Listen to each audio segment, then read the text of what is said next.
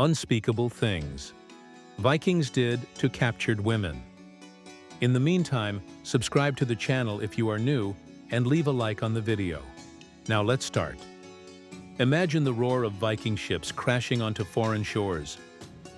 Warriors invading villages, chaos erupting everywhere. But amidst the blood and plunder, an even darker fate awaited the captured women. They were not just spoils of war, they were currency, power, and a symbol of status. Behind the legendary sagas and heroic conquests lies a brutal reality that is often ignored. What really happened to these women? Their untold stories reveal the chilling price of Viking rule and the shadows hidden behind their legendary glory. Slavery and forced labor. Women captured by Viking raiders were often reduced to the lowest status in Norse society, thralls or slaves. Coming from lands such as Ireland, England, and Slavic regions, they faced a brutal transition from freedom to servitude. Forced to perform exhausting household chores such as cooking, cleaning, and childcare, often used in agricultural fields and in textile production. The land Namabak, ancient Icelandic texts documenting the settlement of Iceland, mention the presence of these women. They were an integral, if tragic, part of Viking families. Some were even offered as gifts or traded as goods, a clear sign of their lack of autonomy and the harsh reality they lived. The life of a thrall was marked by hard work, social stigma, and lack of freedom. They could be punished or killed at the discretion of their master, as provided by the law of gulleting. This condition was passed down to their children, perpetuating a cycle of slavery. Only in rare cases could a thrall gain freedom, while still remaining socially inferior. These harsh aspects of Viking society, often overshadowed by tales of conquest and exploration, reveal the harsh reality experienced by countless women captured during the raids. Their existence tells a story of systematic exploitation and social control, a dark side rarely celebrated in the sagas. Marriage or concubinage, the Viking model. In Norse society, some captured women were taken as concubines by chieftains or wealthy men. They often came from regions such as Ireland or Scotland and became secondary partners, destined to produce heirs, but without official recognition as a wife. Sagas such as Egil's saga and Laxdóla saga describe this practice. Concubines could influence family life through their children, but remained subordinate to the legitimate wife. Unlike slaves, they had a slightly higher social position. However, they were still considered property and deprived of legal rights and freedoms. They were a symbol of the patriarchal structure of Viking society. Marriage, on the other hand, was used strategically, especially by Norse settlers in the British Isles. Marrying local women allowed one to establish political alliances, obtain land, and integrate into new communities. This strategy facilitated Viking influence and cultural assimilation. Genetic analysis confirms this practice. Icelandic DNA studies show that most women in early settlements had Celtic ancestry.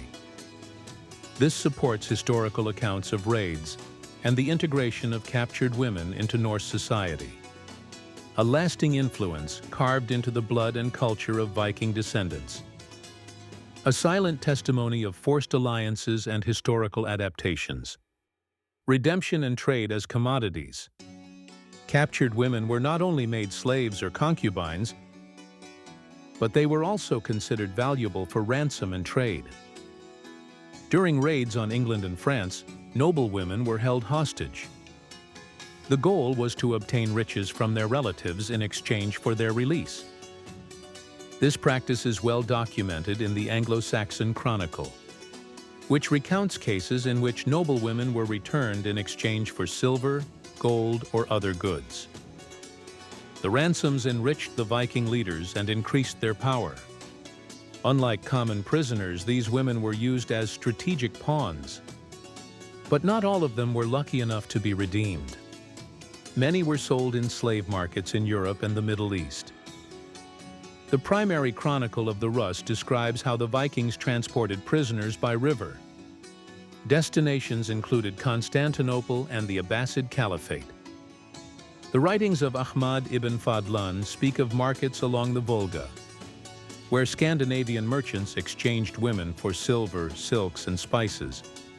This trade network connected Viking territories to international routes.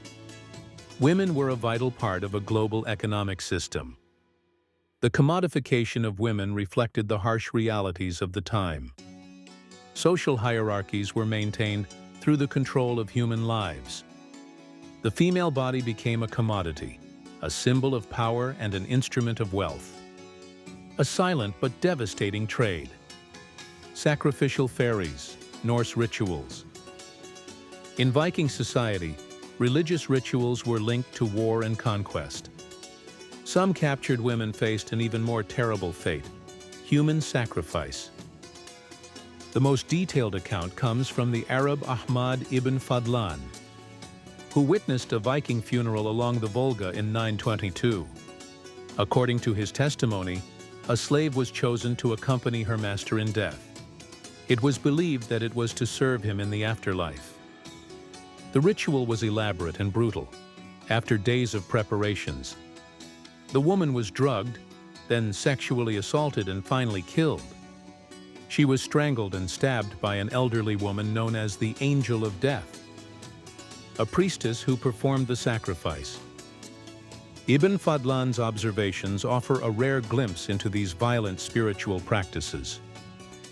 They reflected belief in an afterlife where roles continued even after death.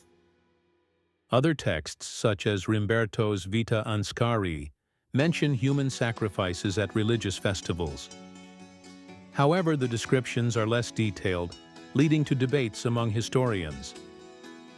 Archaeological evidence also fuels these discussions. The burial on the Oseberg ship included 2 women, one of whom showed signs of a violent death.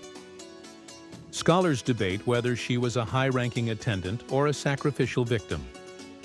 Similar finds at Trelleborg, Denmark, suggest ritual killings. But the interpretation remains controversial due to lack of conclusive evidence. These cases show the dark side of Norse religious practices. The truth behind the legend.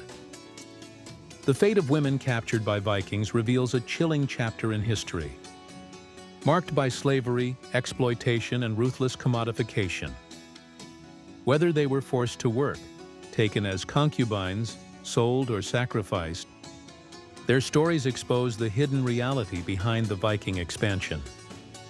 These women were not just passive victims. They were central figures in the social, economic, and political dynamics of Norse society. Through their experiences, we discover the true cost of conquest. And the human impact is often lost in the echoes of heroic sagas. That's all for today. And what do you think about Vikings in this story? Let me know in the comments. And don't forget to subscribe if you're new. See you next time. Bye.